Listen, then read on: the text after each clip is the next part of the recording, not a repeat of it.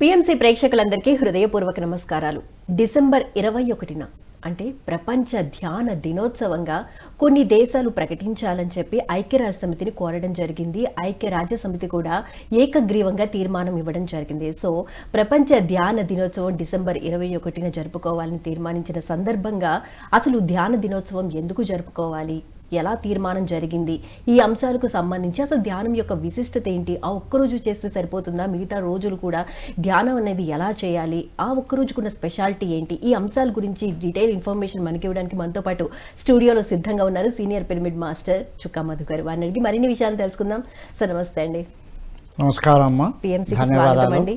ధన్యవాదాలు sir. December 21 ప్రపంచ ధ్యాన దినోత్సవంగా ఐక్యరాజ్య సమితి తీర్మానించిన నేపథ్యంలో మీ యొక్క ఆనందం ఏంటి, మీరు ఎలా ఫీల్ అవుతున్నారు మీ మాటల్లో?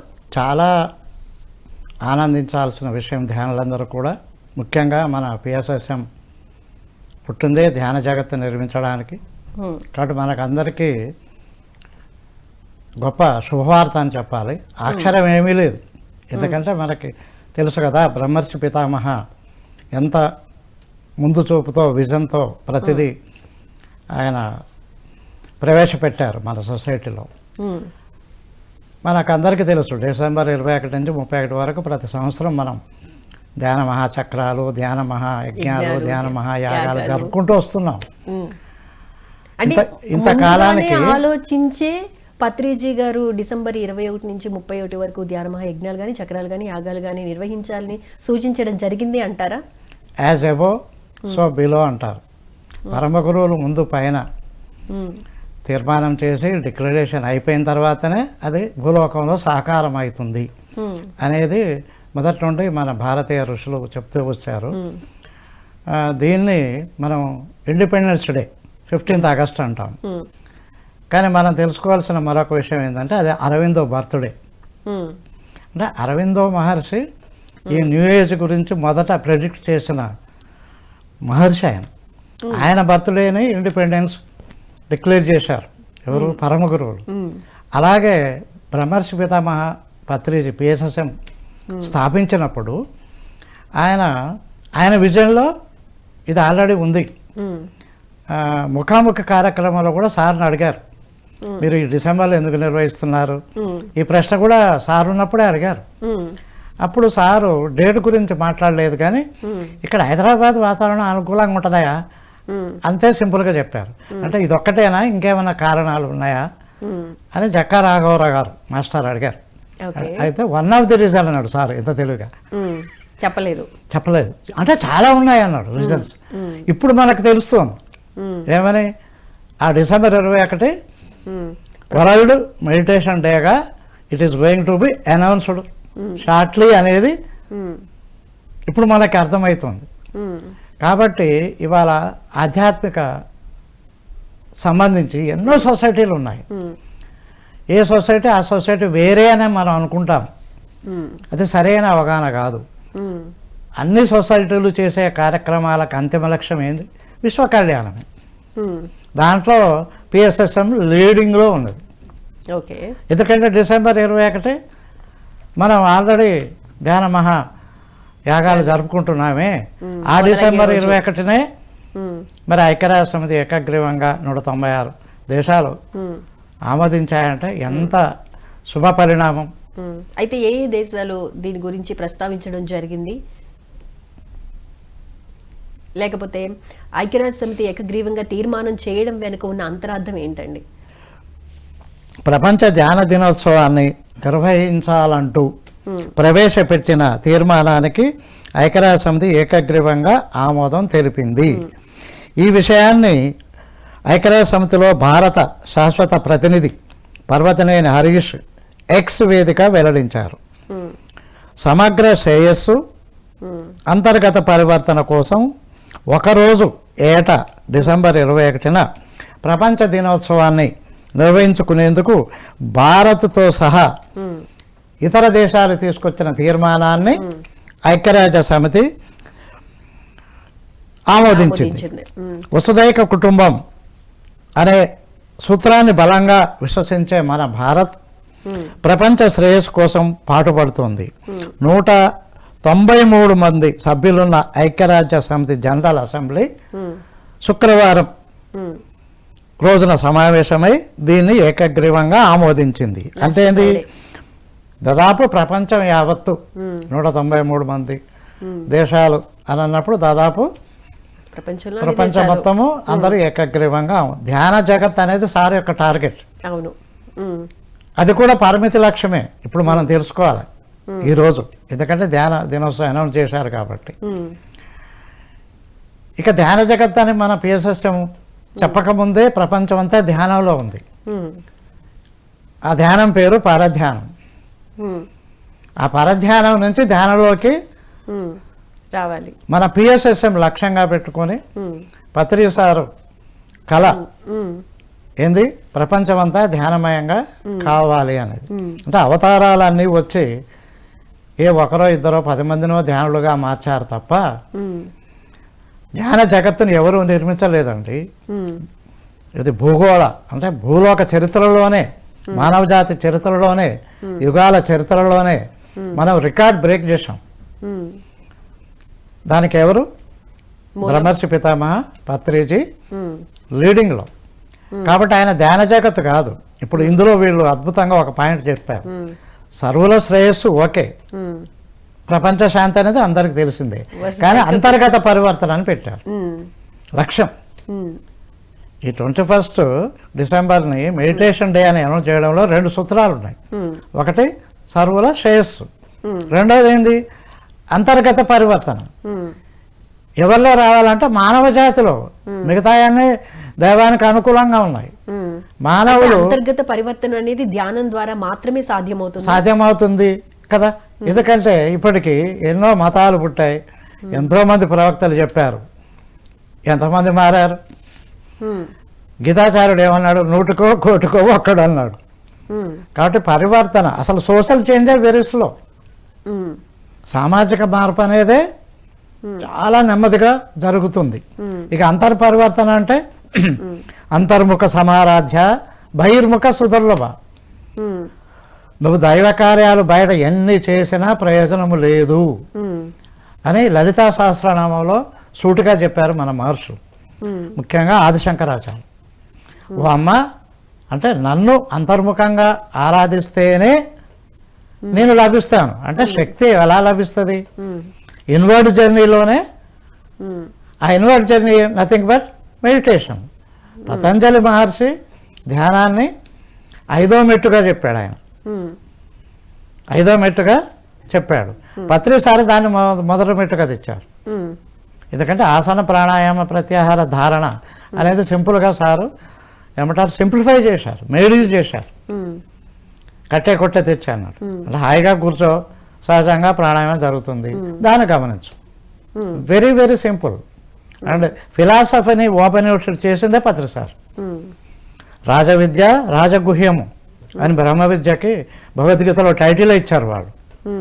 అలాంటిది రహస్యం బట్టబయలు చేసింది పిఎస్ఎస్ఎం. ఇవాళ ఎక్కడ పడితే అక్కడ ఓపెన్ గ్రౌండ్లో ధ్యానం పెడుతున్నామంటే పిఎస్ఎస్ఎం వాళ్ళ ఇప్పటికి కూడా. అలాగా మనము ధ్యానము అంటే పత్రిసారి హాయిగా ఒక గురుస్థానంలో ఒక ఆశ్రమం ఏర్పరచుకొని హాయిగా కూర్చొని శిష్యులతో కాళ్ళు తీసుకొచ్చుకుంటూ ఉండొచ్చు కదా.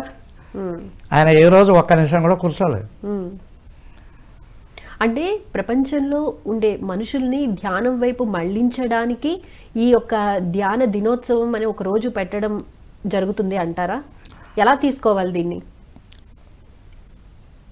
Fathers day, mother's day, lover's day లాంటివి ఎన్నో డేలు ఉన్నాయి. కానీ విద్యల్లోకెల్లా the mother of all sciences that is meditation science. దానికి మనం గుర్తింపు ఇవ్వలేదు ఇంతకాలం. ఇంత నాగరికత అంటున్నాం కదా మనము, ఇన్ని సైన్సులు వచ్చాయి కదా. కానీ మదర్ ఆఫ్ సైన్స్కి ఎక్కడ గుర్తించారు? ఫస్ట్ టైం మనం ఇవాళ ఐక్యరాజ్య సమితి చేత మనం డిక్లరేషన్ చేయించుకో. దీనికంటే ముందు మరి ఇంతకాలం ఎందుకు పట్టిందంటారు అసలు? వీరబ్రహ్మేంద్ర స్వామిని అడిగితే చెప్తారు ఈ ప్రశ్నకి. కాలజ్ఞానంలో సమాధానం దొరుకుతుంటారా? దొరుకుతుంది. ఎందుకంటే ఇది కలికాలం కాదు అందరూ అనుకున్నట్టుగా. ఇది కలికాలం కాదు, ఇది యుగసంధి కాలం. అది చెప్పారు బ్రహ్మంగారు. అంటే ఒక యుగం అంతమై మరొక యుగం స్టార్ట్ అవుతుంది, మధ్యలో ఉన్నాం మనం. యుగసంధి పుట్టేను అంటాడు ఆయన. మనం గమనిస్తే రావణ యుద్ధం యుగసంధిలో జరిగింది, కౌరవ పాండవ యుద్ధం యుగసంధిలో జరిగింది. ఇప్పుడు చీకటి శక్తులకి వెలుగు శక్తులకి యుద్ధం ఈ సంధిలో జరుగుతోంది. దీన్ని రెండో కోణంలో కూడా చూస్తారు. అంటే రాక్షస గుణానికి దైవ గుణానికి అంతే కదా మధ్య యొక్క యుద్ధం. అంటే ఇప్పుడు రామరాజ్యంలో తీసుకోండి, అంటే ఒకే విధంగా, అంటే ఒకే యుగానికి సంబంధించి రాముడు మంచివాడు, రావణాసురుడు చెడ్డవాడు, రాక్షసత్వానికి సంబంధించింది. ఇద్దరు ఒకే కాలానికి సంబంధించిన వాళ్ళగా చెప్తారు. ఇప్పుడు అదే మహాభారతం తీసుకోండి, కౌరవులు పాండవులు అంటే ఒక రాజ్యంలో ఇద్దరు బంధుమిత్రుల మధ్య జరిగిన యుద్ధంగా చెప్తూ ఉంటారు. సో ఇప్పుడు జరిగే యుద్ధాలు దేనికి సంబంధించి? మనలో మనకి జరిగే చీకటికి వెలుగుకి మధ్య, లేకపోతే మంచికి చెడుకి మధ్య ఎట్లా? ఆ యుద్ధం అనేది మీరు అన్నట్లుగా అప్పుడు రాజ్యాల మధ్య జరిగినవి, తర్వాత అన్నదమ్ముల మధ్య జరిగింది. ఇప్పుడు మనకు జరుగుతుంది మహాభారత యుద్ధం, రామరావణ యుద్ధం అంతా కూడా మనలోనే. ఇక్కడ చీకటి శక్తులు అనేవి మనం అనుకున్నట్టుగా వ్యతిరేక శక్తులు కాదు. పగలు 12 గంటలు, రాత్రి 12 గంటలు. అట్లానే చీకటి తిట్టకూడదుగా. రెండు ఉంటేనే సృష్టి బ్యాలెన్స్. కాబట్టి రెండు తత్వాలని తీసుకొని అనుభవించి ఆ అనుభవాన్ని విశ్వానికి ఇచ్చిన వాడే మనిషి. The human being is an experiment in the universe. అంటే మానవ సృష్టి ఒక ప్రయోగాత్మకంగా వచ్చింది. ఎందుకంటే మనిషి అంటే రాక్షసుడు అంటే ఎస్ హీఈస్ ఎ డెవిల్, మరి మానవుడు దేవుడు అంటే ఎస్ హీఈస్ ఎ గాడ్. రెండు మనలోనే ఉన్నాయి. ఇది సృష్టిలో ఎక్కడా లేదు. దేవతలు అంటే దేవతలే, రాక్షసులు అంటే రాక్షసులే, జంతువు అంటే జంతువే, పక్షి అంటే పక్షే, మొక్క అంటే మొక్కే. కానీ మనిషి మీరు డిఫైన్ చేయండి, ఏమని చేస్తారో. ఎవరా నువ్వు మనిషివా పశువా? ఎవరా నువ్వు మనిషివా రాక్షసుడువా? అయ్యా దేవుడిలాగా వచ్చావు. ఏమైనా కావచ్చు మనిషి. That is the wonderful experience done by the పరమ gurus in the universe as created a human being. So మన సృష్టి అంటే మానవ సృష్టి ఒక ప్రత్యేక లక్ష్యం కోసం సృష్టించబడ్డది. ఈ టైంలో అది మలుపు తిరుగుతోంది. ఒక ధ్యానం, పూర్వం తపస్సు అనేవాడు. లక్ష్యం ఏంది? ఒకడు చేసేవాడు, ఏలండి పంటనో హిమాలయాల పంటనో పోయి వాళ్ళ లక్ష్యం ఏంది? ముక్తి మోక్షం. మరి ఇప్పుడు పత్రిసారి ఏం చేశారు? మార్పు. అది ఎవరు గమనిస్తలేరు. ఇక్కడ ఒకడికి సాధనకు అంత ఫలితమే లేదు. ఇక్కడ సామూహిక గ్రూప్ మెడిటేషన్. ఇక్కడ ధ్యానం అనేది వ్యక్తిగతం కాదు. ఇక్కడ గ్రూప్ సామూహిక శక్తితో సామూహిక లక్ష్యం. అంటే భూలోకాన్ని దేవలోకంగా మార్చడానికి, మానవుల్ని దేవమానవులుగా మార్చడానికి జరుగుతున్న ప్రక్రియ ఇది. కాబట్టి ఇది వ్యక్తిగతమైంది కాదు ఇక్కడ. అందుకే పత్రిసారి ఎక్కడ ఆశ్రమం పెట్టుకోలేదు, కూర్చోలేదు. ధ్యాన జగత్తు నిర్మించడానికి ఆయన 24/7 తిరుగుతూనే ఉన్నాడు 30 ఏళ్ళు. మనల్ని కూడా అలాగే నువ్వు ధ్యానం చెయ్యి అని కూర్చోవాలని లేదు, ధ్యానం చెప్పు అన్నాడు. చెప్పడానికి నువ్వు పక్కకన్నా జరగాలి కనీసం. So this is a moment. ఇప్పుడు సూర్యుని గమనాన్ని బట్టి 2 రకాలుగా వివరిస్తారు. ఒకటి దక్షిణాయనం, ఉత్తరాయణం. ఈ ఉత్తరాయణం ప్రారంభమైన రోజు డిసెంబర్ 21. సో దాన్ని బేస్ చేసుకుని ఐక్యరాజ్య సమితి కూడా ఆమోదం తెలిపిందా, లేకపోతే ఇంకేమైనా కారణాలు ఉన్నాయా? ఒకసారి ఎక్స్ప్లెయిన్ చేస్తారా? బ్రహ్మర్షి పితామహ పత్రిజీ ధ్యాన మహా యజ్ఞాలన్నిటినీ డిసెంబర్ 21, అంతకుముందు వారం రోజులే జరుపుకునేవాళ్ళం. దాన్ని 11 రోజులుగా మార్చారు. అంటే 11 రోజుల కార్యక్రమం అయితే తప్ప ఆ గోల్ మనం రీచ్ కాము, వచ్చిన వాళ్ళు కూడా ఎన్లైట్ కారు అనేది మాస్టర్ యొక్క ఉద్దేశం. డిసెంబర్ 21 మామూలుగా అందరూ సంక్రాంతి నుంచి ఉత్తరాయణ పుణ్యకాలం అంటారు. కానీ యుగ ప్రయాణంలో అది డిసెంబర్ 21కి వచ్చింది. చాలామంది సిద్ధాంతాలు కూడా తెలియదు ఈ విషయం. కానీ పత్రిసారు దాన్ని చక్కగా పట్టుకున్నారు. ఆ మారిన టైంని సారు డిసెంబర్ 21గా ఎప్పుడో పట్టుకున్నారు సార్. మరి ఉత్తరాయణమే ఎందుకు పుణ్యకాలం అనేది కూడా మీరు అడిగిన ప్రశ్నకి తెలుసుకోవాలి. ఎందుకంటే భీష్ముడు కూడా వచ్చిన దాకా ఉన్నాడు ఆయన. అని చెప్పి వెయిట్ చేశారు అవును కదా. అవును, ప్రవేశించినాకనే బాడు వెకట్ చేస్తాడు. పుణ్యకాలంలో అన్ని పైకి పోతాయి అమ్మాయి, అంతే, ఏం లేదు. ఓకే. సరస్సులు, చెరువులు, రిజర్వాయర్లు ఉన్న వాటర్ అంతా పైకి వెళ్ళిపోతుంటారు, ఎవాబరేట్ అయిపోతుంది అంటారా? అంటే ఇక్కడ ఆ టైంలో బాడీ వెకేట్ చేసిన జీవులన్నీ పుణ్యలోకాలకు వెళ్ళిపోతాయి, ఉన్నత లోకాలకు వెళ్ళిపోతాయి. అందుకని ఇది ఉత్తరాయణ పుణ్యకాలం అన్నారు. ఇంకా దిశలలో కూడా దక్షిణం కంటే మనం ఉత్తరం చాలా పాజిటివ్గా తీసుకుంటాం. సూర్యుడు ఉత్తర గమనం మొదలవుతుంది డిసెంబర్ 21 నుంచి, అంటే ఉత్తరం వైపు జరగడం మొదలు పెడతాడు. అప్పటి వరకు దక్షిణాయనం అంటే దక్షిణ దిక్కుగా ప్రయాణించిన సూర్య గమనం ఆ రోజు నుంచి ఉత్తరం వైపు మరలుతుంది. అది ఏమంటారు, కీలకమైన పాయింట్ అనమాట ఆ రోజు. కాబట్టి పుణ్యకాలంగా తర్వాత అన్ని ఆత్మలకి ఊర్ధ్వగమనం చెందడానికి ఈ 6 నెలలు దోహదం చేస్తుంది. అది మనం ఇప్పుడు తెలుసుకోవాల్సిన విషయం, అంతే. కాబట్టి దాన్ని చాలా చాలా అడ్వాన్స్గా సార్ గుర్తించారు. అంటే ఇప్పుడు ధ్యానం అనేది ఏంటిది? డివైన్. ధ్యానం అంటే ఏంది? డివైన్. మనము ఈ భౌతిక జీవితంలో ఎన్ని సాధించినా, ఎన్ని శాస్త్రాలు తెలుసుకున్నా, ఇట్ ఈస్ ఓన్లీ 50%, 50%. ఎప్పుడైతే నువ్వు అంతర్ముఖత్వానికి ప్రయాణం అంటే ధ్యానం ద్వారా మొదలు పెడతావో, శ్వాస మీద ధ్యాస ద్వారా నువ్వెవరో మొదట తెలుస్తుంది, నీ మనసు ఏందో తెలుస్తుంది. క్రమంగా సృష్టి రహస్యం తెలుస్తుంది. అంటే నీకు ఈ పంచభూతాలన్నీ సహకరిస్తున్నాయి, ఈ అష్టదిక్పాలకులు వాళ్ళంతా మనకు సేవకులు, ఇంకా విశ్వం యొక్క రహస్యం తెలుస్తుంది. తద్వారా దేవుడు ఎవరో తెలుస్తుంది. ఇంతకు దేవుడు ఎవరు? విశ్వమే దేవుడు అని మెడిటేటర్ ఒక్కడే తెలుసుకుంటాడు. ఇంకెవ్వరికి, ఏ రంగంలో ఉన్నవాడికి ఇది అవగాహనకి రాదు. అందుకని ఏమయ్యారు?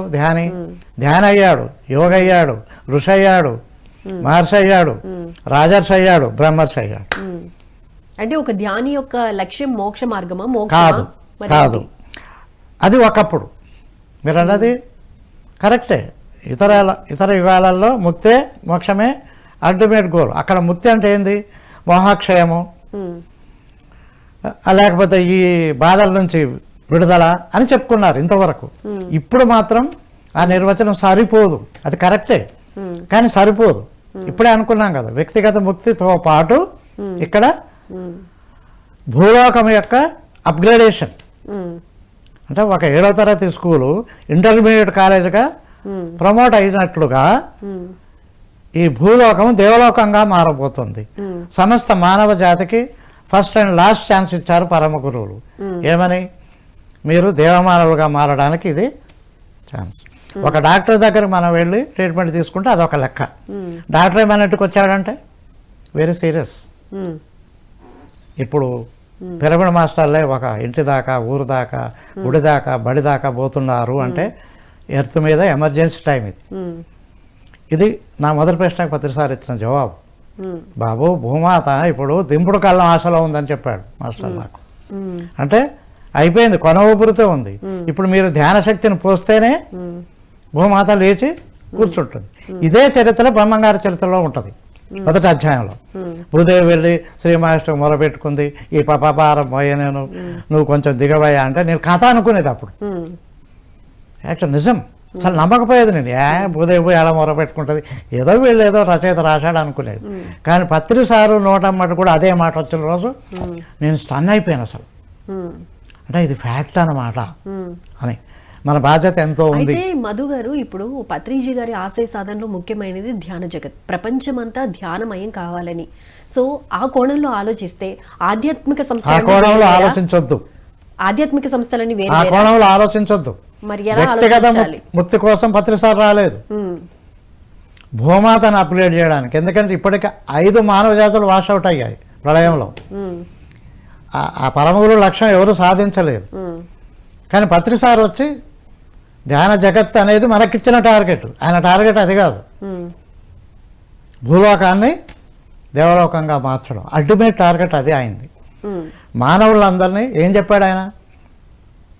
డియర్ ఫ్రెండ్స్, డియర్ మాస్టర్స్, తర్వాత ఏమన్నాడు? చెప్పండి మీ మాటల్లో. Dear God's. అవసరమా ఒక గురువుకి శిష్యుల్ని ఫ్రెండ్ అనొచ్చు, ఓకే, మాస్టర్ కూడా అనొచ్చు, గాడ్ అనేది ఎందుకు అన్నాడు? ఎవరు ఆలోచిస్తలేరు. ఒక శిష్యుల్ని అంటే మనుషులందరినీ దేవుళ్ళుగా మార్చడానికే వచ్చాడు ఆయన. మరి ఇంతకుముందు వాళ్ళు ఎందుకు ఈ టార్గెట్ పెట్టుకోలేదంటే ఇది రైట్ టైం అన్నమాట. This is a golden chance to the earth and all human beings. ఈ టైంలో ఎందుకంటే ఫోటాన్ బ్యాండ్ 26,000 సంవత్సరాల తర్వాత భూమిలోకి ఎంటర్ అయింది. అంటే వెలుగు అంటే జ్ఞానం కదా, ఇప్పుడు డైరెక్ట్ వెలుగులోకి వచ్చాం మనం. అందుకని ఒకప్పుడు 100కో 1,00,00,000 దైవధ్యాస అనే లెక్కలో ఇప్పుడు ఇవాళ ఏమైంది? 100,000 లక్షలకి మన పిఎంసి పుణ్యమాని ఎంతమంది ధ్యానులు తయారవుతున్నారు. ఎమ్మెల్యే రామ్ సార్ నాకు ఒకటే మాట చెప్పాడు, సార్ మీరు అక్కడెక్కడో చెప్తే 50 మందికి 100 మందికి మా పిఎంసీలో వచ్చి చెప్పండి 1,00,000 మందికి పోద్ది, భూమి మీద ఉన్న తెలుగు వాళ్ళు అందరికి పోద్ది అంటే నేను ఫిక్స్ అయిపోయాను.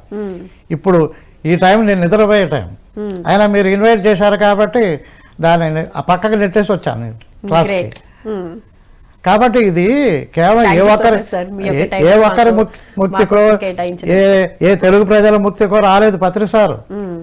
వసుదైక కుటుంబాన్ని ఏదైతే చెప్పారో మన భారతీయులు, దాన్ని సాధించడం కాదు, అసలు యుగ పరివర్తనకే వచ్చాడు ఆయన.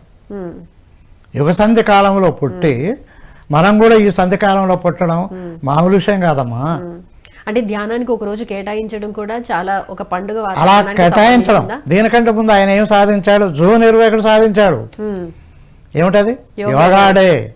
యోగా డే అంటే అందరూ ఆసనాలని మళ్ళీ అక్కడ ఫిక్స్ అయిందని మళ్ళీ మెడిటేషన్ డేకి తెచ్చారు పరమ గురువులు. అంటే యోగా డే అంటే యోగా డే అంటే ఆసనాలు అనుకుంటున్నారు అందరూ. ఏమనుకుంటున్నారు? ఆసనాలు అనుకుంటున్నారు. కరెక్టే, ఎందుకంటే పతంజలి ముందు చెప్పింది ఆసనం. అది దాటాలి అనేది ఎవరికి ఐడియా రావట్లేదు. ఇప్పుడు ఒకసారి ఏం పెట్టారు? ఇప్పుడు మెడిటేషన్ డే అంటే మధ్యాహ్నం చేయాలి. ఇప్పుడు నువ్వు ప్రాణాయామం చేయాలి, ప్రత్యాహారం చేయాలి, ధారణ చేయాలి, ధ్యానం చేయాలి, ఇంకేమన్నా సమాధి స్థితికి వెళ్ళిపోవాలి, శూన్య స్థితికి వెళ్ళాలి. కాబట్టి యోగా అంటే అందరూ ఏమనుకున్నారంటే ఆసనాలు అనుకో.